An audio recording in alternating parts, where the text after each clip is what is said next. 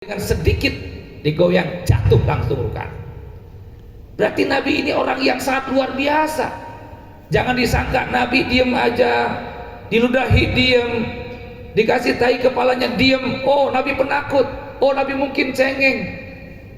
Jangan dikira demikian, wahai hadirin rahimakumullah. Nabi ini orang yang hebat, orang yang kuat. Bahkan diceritakan ketika perang Khandaq, itu katanya Nabi udah 3 hari belum makan tuh. 3 hari belum makan apa-apa. Ketika digali Khandaq, parit dalam perang Khandaq, para sahabat mengeluh karena ada satu batu yang menghalangi parit tersebut, yang sahabat tidak mampu untuk memecahkannya. Laporlah kepada Nabi, ya Rasulullah, ini ada batu, ini nggak bisa kami pecahkan. Akhirnya Nabi kemudian mengikat perutnya. Saat itu Nabi diikat perutnya dengan batu, diganjel gitu, karena belum makan 3 hari. Diambil, dikasih apa namanya itu buat mukul batu itu, kapak ya, kapak batu, apa godam gitu. Ternyata hadirin rahmatullah, itu segini belum makan nih 3 hari. Sekali pukul itu batu yang sangat keras, langsung hancur itu batu, luar biasa. Itu 3 hari belum makan itu. Nah kalau kita udah makan aja nggak bisa ngapa-ngapain gitu, masya Allah. Artinya apa? Ini membuktikan bahwa Nabi kita orang perkasa, orang hebat. Tapi dalam keperkasaannya, dalam kehebatannya, Nabi adalah orang yang sangat penyabar. Nabi orang yang sangat pemaaf. Ketika Nabi dilempari oleh orang-orang Taif, dilempar dengan batu sampai berdarah, dikejar-kejar oleh orang-orang Taif. Ketika Nabi kemudian istirahat, marhaban ya Rabb, ya marhaban, ahlan wa sahlan kepada guru kita Kiai Haji Dr. Yusuf Mansur.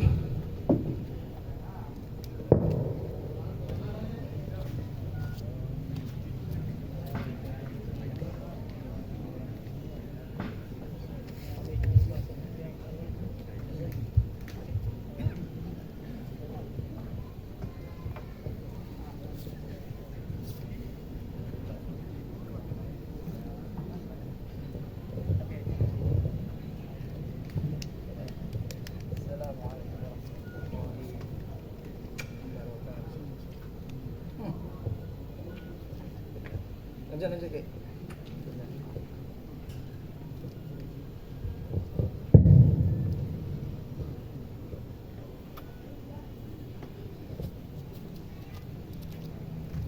Alhamdulillah, guru kita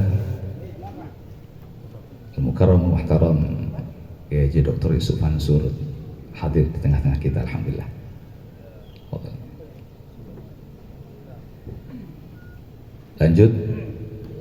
Lanjut, siap lanjut, masih kuat ngaji, betul, takbir, sallu ala Muhammad, Allahumma salli wa sallim wa barik alaihi wa ala alihi. Ini jadi gak enak juga nih, udah dikit deh.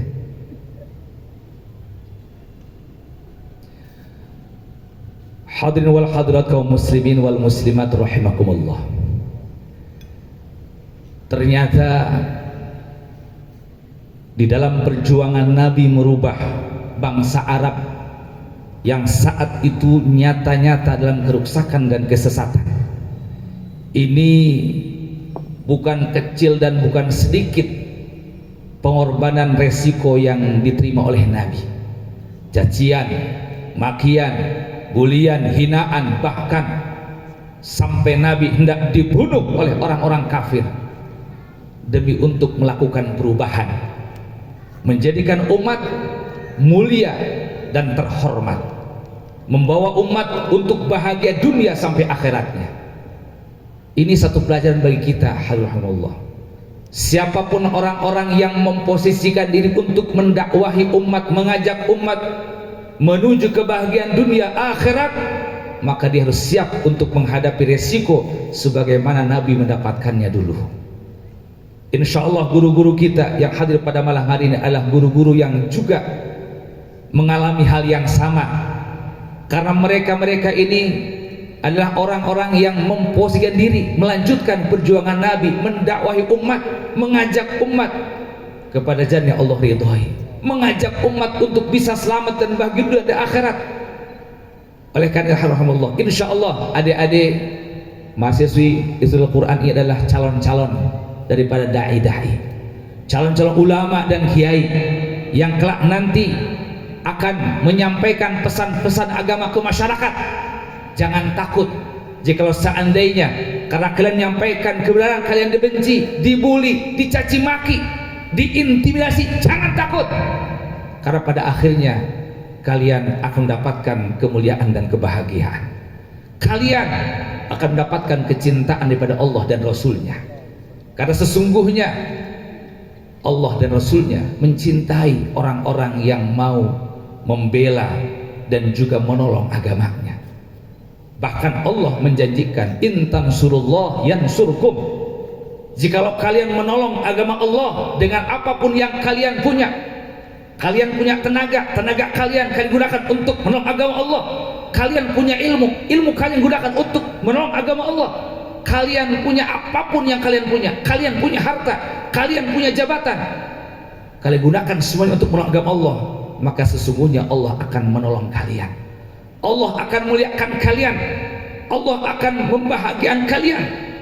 Maka yakinlah, jikalau kita niatkan semua yang kita punya untuk menolong agama Allah, Allah akan menolong kita. Ikhwani rahimakumullah, negara kita memanggil kita untuk bisa bersama-sama menjadikan negara kita negara yang berkah. Jangan sampai kita biarkan negara kita menjadi negara yang penuh dengan kutukan dari Allah. Oleh karena itu, siapapun kita, mau kita ulama, mau kita umarok, mau kita pengusaha, mau kita rakyat biasa, yuk sama-sama kita jaga negara kita agar tetap menjadi negara yang penuh dengan keberkahan. Jangan sampai kita sia-siakan perjuangan orang-orang tua kita dahulu, para pejuang-pejuang kita, ulama-ulama kita, yang mereka berjuang untuk merdekakan negara kita, dan hari ini kita menikmatinya. Maka agar menjadi berkah negara kita, yuk sama-sama kita jaga. Para ulama, jaga negara kita dengan keilmuan agamanya. Para umarok, jaga negara kita dengan kewenangan dan kekuasaannya. Orang-orang kaya, para pengusaha, yuk jaga negara kita dengan kekayaan yang dia punya. Andaikan semua elemen masyarakat bahu-membahu bekerja sama untuk menjaga negara dan agama, saya yakin negara kita, agama kita akan jaya dan juga mulia. Betul apa tidak? Betul apa tidak? Makanya tidak boleh kita abai dengan urusan negara. Gak boleh, tetap kita ikut serta bagaimana menjaga negara ini. Tadi kita lihat dalam tema malam hari ini, menjadikan Al-Quran sebagai pedoman dan Rasulullah SAW sebagai panutan guna membangun generasi yang unggul dan kompeten. Luar biasa.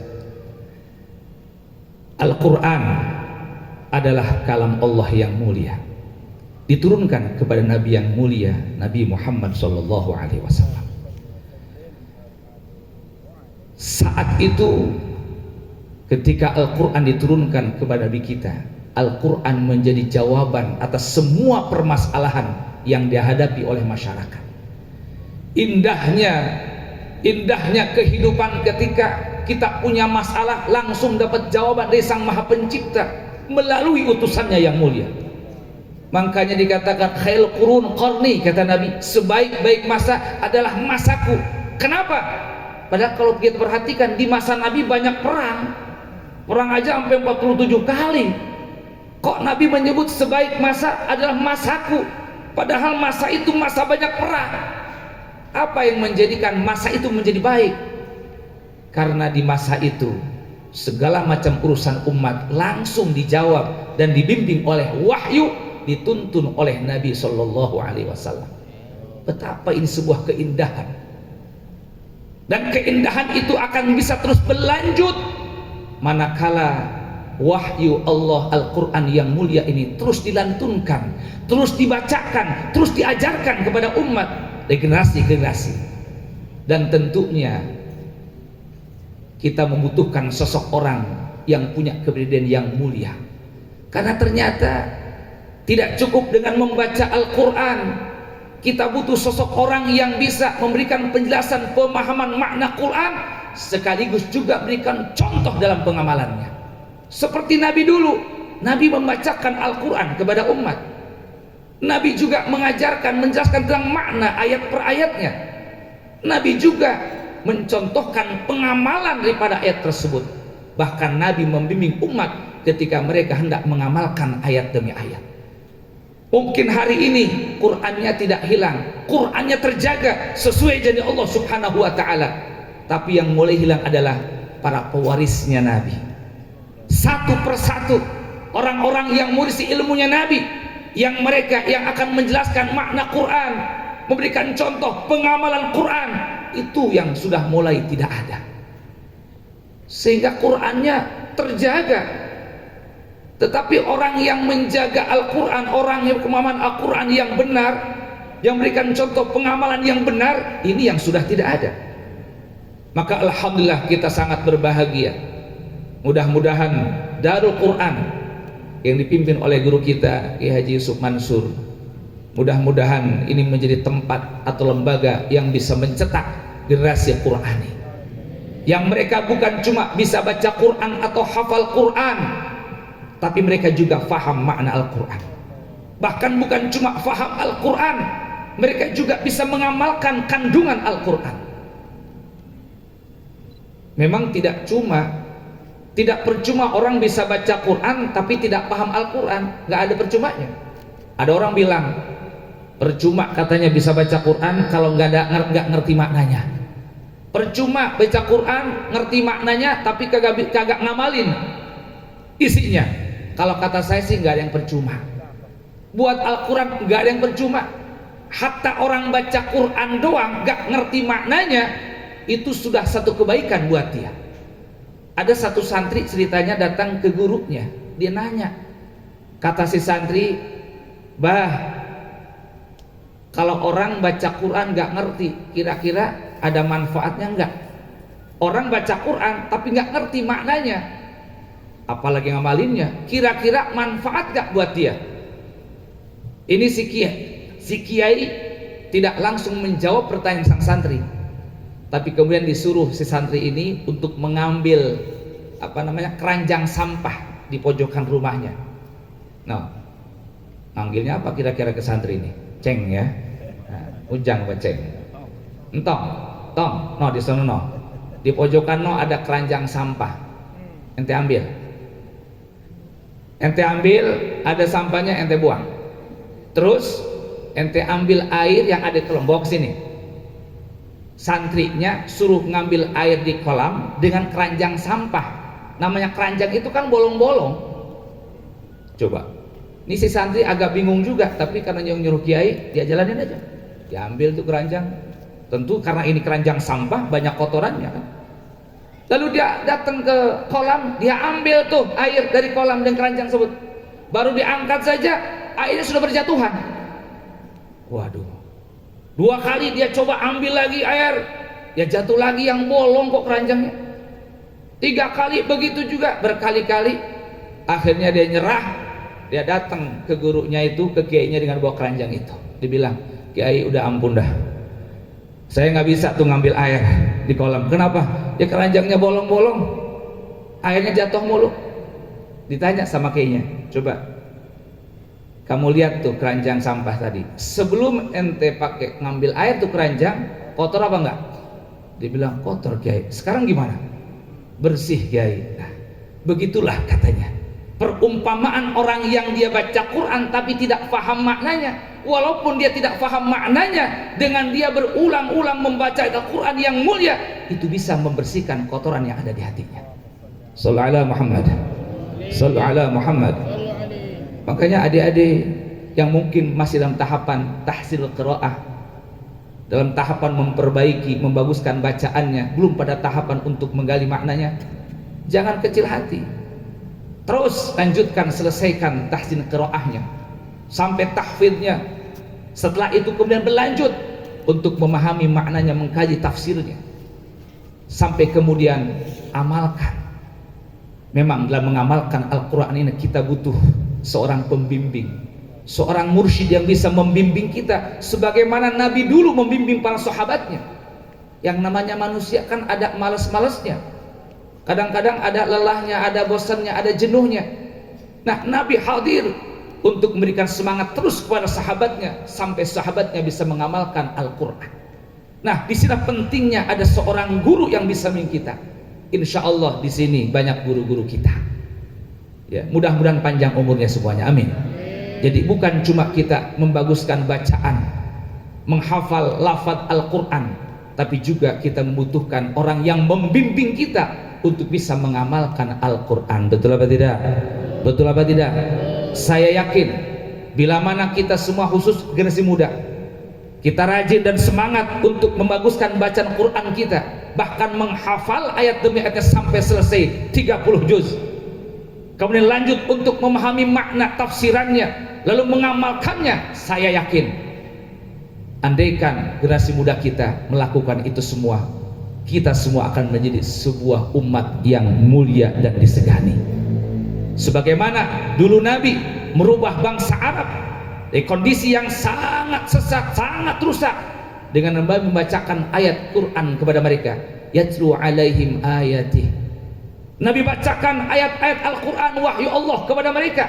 Wa yuzakkihim, Nabi bimbing mereka, Nabi bersihkan akidah-akidah sesat mereka, Nabi bimbing mereka terakhlak-akhlak yang terpuji.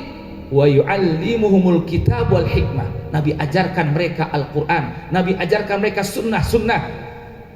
Pada akhirnya mereka berubah menjadi umat yang terhormat, umat yang mulia, umat yang maju peradabannya. Artinya para jamaah semua, jikalau seandainya kita ingin merubah diri kita menjadi lebih baik, yuk kembali kepada Al-Quran. Tidak boleh ada lagi seorang yang mengaku muslim tapi dia tidak bisa baca Quran. Jangan ada lagi di tengah-tengah kita orang yang ngaku muslim tapi dia tidak mau belajar tentang isi kandungan Quran, tidak mau mengamalkan makna yang terkandung dalam Al-Quran. Bagaimana mungkin kita seorang muslim, bagaimana mungkin kita umat Islam akan menjadi umat yang terbaik, umat yang disegani, kalau kita tidak cinta Al-Quran. Makanya alhamdulillah saya sangat senang dan bahagia bahwa di sini, di Darul Quran ini, dididik para santrinya untuk membaca Al-Quran dengan baik, untuk menghafal lafaz-lafaz Al-Quran, untuk menggali makna Al-Quran, dan juga dibimbing untuk bisa mengamalkannya. Alhamdulillah. Mudah-mudahan dari sini kemudian muncul generasi yang bisa membawa perubahan kepada negara dan bangsa kita. Mudah-mudahan dari sini muncul generasi yang bisa menjaga kejayaan dan kehormatan agama kita. Kita bukan cuma butuh orang yang punya pengetahuan, tapi juga butuh orang yang punya keberanian. Banyak orang yang punya pengetahuan tapi tidak punya keberanian, sehingga mereka tidak berani menyampaikan kebenaran dengan sebenar-benarnya karena takut kagak dikasih amplop, takut digeser jabatannya, karena takut tidak punya keberanian. Mereka tidak berani menyampaikan yang hak, yang halal itu halal, yang haram itu haram.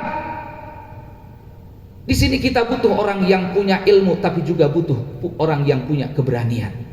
Karena Nabi dulu dengan keberaniannya beliau menyampaikan kebenaran dan tidak pernah menyembunyikannya. Beliau menyampaikan semua, menyuruh orang berbuat kebaikan, mencegah orang daripada hal yang dilarang, yang kemungkaran. Padahal di situ risikonya berat, luar biasa. Makanya rahimahullah, mudah-mudahan pada malam hari ini dengan berkah maulid yang kita adakan pada malam hari ini, mudah-mudahan Allah subhanahu wa ta'ala menancapkan di hati kita kecintaan kepada baginda Nabi Muhammad sallallahu alaihi wasallam. Mudah-mudahan berkah maulid pada malam hari ini Nabi Muhammad cinta kepada kita, Mudah-mudahan berkah maulid pada malam hari ini Allah berikan kemampuan kepada kita untuk mengikuti ajaran Nabi Muhammad sallallahu alaihi wasallam. Mudah-mudahan berkah maulid pada malam hari ini Allah subhanahu wa ta'ala memberikan kemampuan kepada kita untuk bisa berakhlak dengan akhlaknya Nabi Muhammad sallallahu alaihi wasallam. Mudah-mudahan berkah maulid pada malam hari ini Allah kumpulkan kita bersama Nabi Muhammad sallallahu alaihi wasallam. Ya Rabb Sayyidina Muhammadin wa ali Sayyidina Muhammad, nas'aluka bihaqqi Sayyidina Muhammadin sallallahu alaihi wasallam an tusalli ala Sayyidina Muhammadin sallallahu alaihi wasallam wa an tuhabbiba ilaina Sayyidina Muhammadan sallallahu alaihi wasallam wa an tuhabbibana ila Sayyidina Muhammadin sallallahu alaihi wasallam wa an tukhalliqana bi akhlaqi Sayyidina Muhammadin sallallahu alaihi wasallam wa an tarzuqna al-mutaba'ah li Sayyidina Muhammadin sallallahu alaihi wasallam wa an tarfa'al hijab bainana wa baina Sayyidina Muhammadin sallallahu alaihi wasallam wa an tajma'a bainana wa baina Sayyidina Muhammadin sallallahu alaihi wasallam fil awwali wal akhir wal zahiri wal batin was sirri wal alaniyah wal yaqdhah wal manam wal hayat wal mamat fid dunya akhiratul afiyah bi rahmatika ya arhamar rahimin ya arhamar rahimin ya arhamar rahimin ya Rabb ya Allah yang maha pengasih dan maha penyayang. Kuatkan kecintaan kami kepada Nabi Muhammad sallallahu alaihi wasallam. Jadikan Nabi Muhammad cinta kepada kami. Ya Allah ya Rabb, berikan kami kemampuan untuk bisa mengikuti ajaran Nabi Muhammad sallallahu alaihi wasallam, menghidupkan sunnah-sunnah Nabi Muhammad sallallahu alaihi wasallam. Kumpulkan kami bersama beliau. Kumpulkan kami bersama beliau. Kumpulkan kami bersama beliau di dunia dan di akhirat nanti ya Rabb. Ya Allah ya Rabb, aku mohon kepadamu dengan kemuliaan Nabi Muhammad, ampuni dosa-dosa kedua orang tua kami, dosa guru-guru kami. Berikan keberkahan kepada mereka, bahagiakan mereka dunia akhirat, selamatkan mereka dunia akhirat, wafatkan kami dan mereka husnul khotimah. Amin ya Allah ya Rabbal alamin. Wa sallallahu ala sayyidina Muhammadin wa ala sallam walhamdulillahi rabbil alamin. Hadirin wal hadirat bismillah. Sebagai terakhir kita sama-sama baca sholawat. Saya ingat satu keterangan, katanya ini sebuah hadis Nabi sallallahu alaihi wasallam, ma jalasa qaumun fatafarraqu an ghairi salati ala nabi sallallahu alaihi wasallam illa tafarraqu an antan min jifati himarin aw kama qala. Tidaklah katanya orang-orang berkumpul lalu dia berpisah tanpa membaca sholawat kepada Nabi, kecuali perpisahannya akan meninggalkan bau yang lebih bau daripada bangkai himar. Kata Imam Ibnu Jauzi, berbeda keadaannya ketika kita berkumpul bersama-sama. Sebelum bubar kita baca sholawat kepada Nabi, maka bubarnya kita akan meninggalkan wangi, yang wanginya itu akan tercium menunggu sampai arasy Allah subhanahu wa ta'ala, tercium oleh para malaikat ahli sama.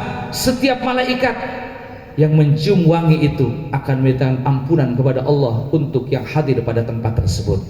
Oleh karena itu malam hari ini, sebelum kita tutup, sebelum kita bubar acara kita, yuk kita sama-sama baca salawat kepada Nabi. Siap salawatan? Siap salawatan? Silahkan nanti supaya lebih menggema lagi diikutlah hadrah. Kita baca salawat al-bushra. Allahumma shalli ala ali. Allahumma salli wa sallim ala sayyidina Muhammadin sahibil bushra, salatan tubashiruna biha wa ahlana wa auladana wa jami'a masyaikhina wa muallimina wa talabatana wa talibatina min yaumina hadha ila yaumil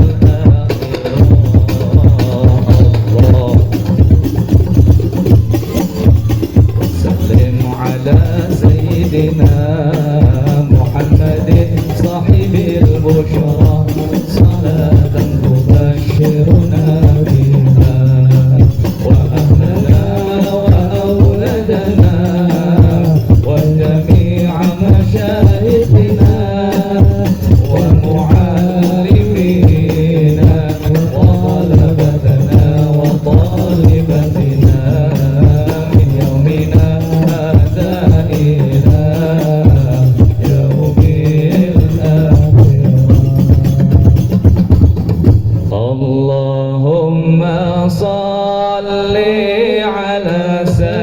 سيدنا محمد وأشغل الظالمين بالظالمين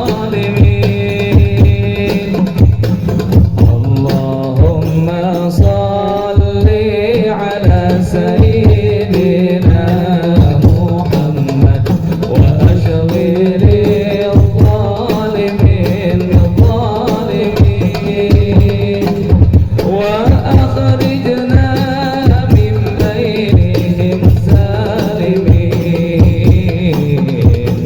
وعلى آله وصحبه أجمعين اللهم صل على سيدنا محمد وأشغل الظالمين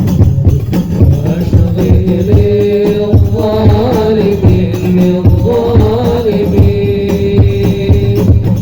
اللهم صل على سيدنا محمد وأشغل الظالمين بالظالمين وأخرجنا من بينهم سالمين